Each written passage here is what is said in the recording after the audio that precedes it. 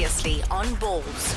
Joining us on Balls Visual Radio, the lady with undoubtedly the most ever Grand Slams in the history of any kind of sport, and the world number one in wheelchair tennis for I don't know how many years. But joining us, we have the brilliant Esther Vergeer. Esther, welcome to Balls Visual Radio.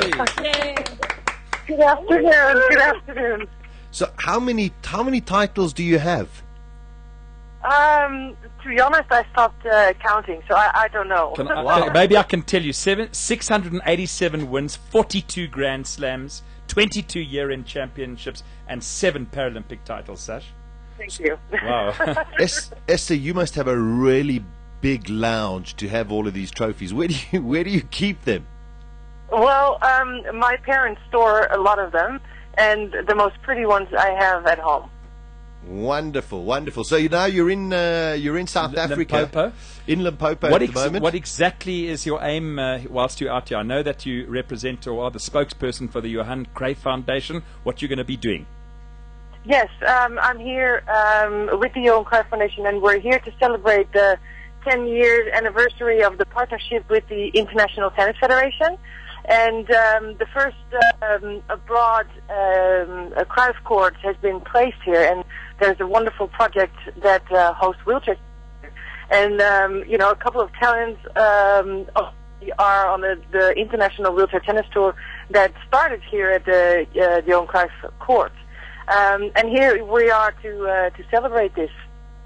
What about children as well? I know that one of the aims of your foundation is to help children. How exactly do you go about doing that? Well, as long as they join in with the tennis clinics that they have, they build self-confidence. They build, a social life. They see, what's possible. They make a place in society. And I think it's very important for those kids to realize what's still possible instead of, sitting at home and seeing all the things that they cannot do anymore. So, being involved in the tennis clinics gives them an opportunity to co-partnership with other kids and just have fun. Have fun, go out there and play as kids should do. Now, you started playing wheelchair tennis at the age of 12. Just tell us exactly how that all came about. Was it following surgery? Well, I got injured because of a surgery accident, and in my rehabilitation center, I got introduced to all kinds of sports, and so tennis was one of them. And I just fell in love with the game, and I started to play.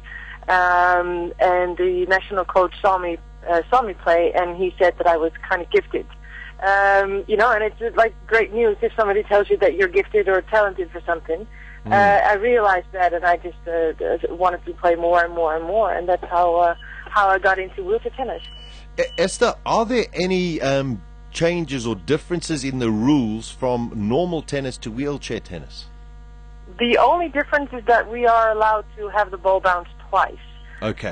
So that's the great thing about wheelchair tennis, is that you can play it with other people in wheelchairs, but you can also integrate with able-bodied players. So it doesn't matter if you're in a wheelchair or if you can walk. The only thing that we are allowed to do is the second bounce, and so that makes it a great sport to do it anytime, anywhere, with anyone. Now, are you allowed an electric wheelchair? That's also possible. Oh, okay, Even so you can. Electric wheelchair, it's possible to play wheelchair tennis, and there's a special division. It's called the quad division, which allows people in electric wheelchairs, or at least people with a limited upper body ability. So everybody can play tennis. Was it difficult for you to make a decision to switch from basketball, where you started, to play tennis? Well, initially I loved both, of course it was quite hard to, make the decision.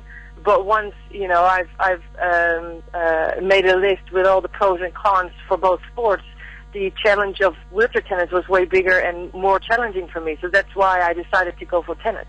And I just, I realized that there were so many opportunities that tennis gave me that I was, there was no doubt, and I never regret the decision that I picked tennis. And Esther, is the international circuit quite competitive? And how does Holland rank in the on the international scene?